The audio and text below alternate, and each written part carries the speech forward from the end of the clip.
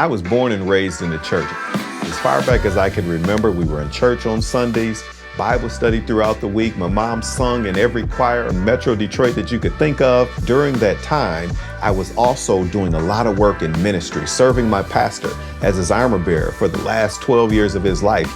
I've served in nearly every role in the church you can serve in as an ordained pastor myself. I've seen it, I've done the work, I've watched church leaders do the work of ministry, spreading the gospel, supporting the community, impacting the world with the work that they're doing for the kingdom. And I've learned the real, true hard work and commitment of a pastor and a church leader. What if the church leader is no longer here? Whether it's a temporary basis or a permanent basis.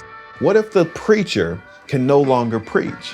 What happens? Who's going to step in? Who's going to be able to make decisions? And who's going to know how that new leader should be appointed? That's the purpose of the work that I do now. There came a point in my practice where I realized that I needed to pivot the training that I've got, putting plans in place for people to help churches do the exact same thing. I'm fully committed to helping churches make sure there's a smooth transition of leadership when the church leader is no longer here. How will the vision proceed? How will the community efforts continue? How will the good work that you're doing, advancing the kingdom, continue, whether it's on a temporary basis or a permanent basis? How can you make sure that there's no break in the movement? What I found is that churches typically believe that somehow it will all work itself out. The leadership knows what the pastor would have wanted, but they probably haven't written it down in a way where it's clear how to make that transition.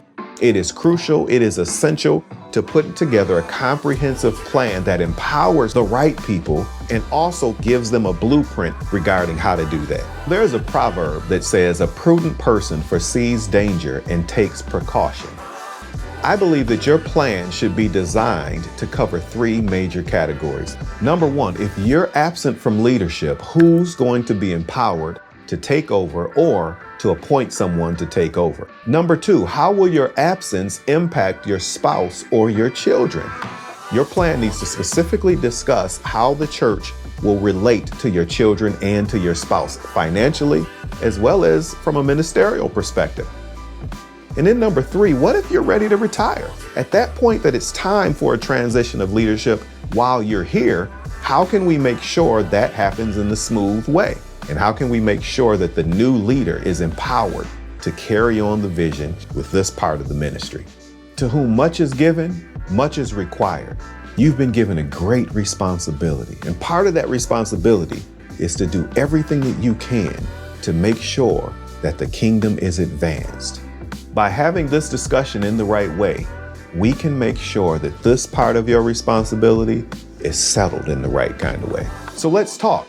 Let's engage in conversation so we can determine how to best make sure we settle these issues. I am passionate about and committed to providing simple planning for difficult times.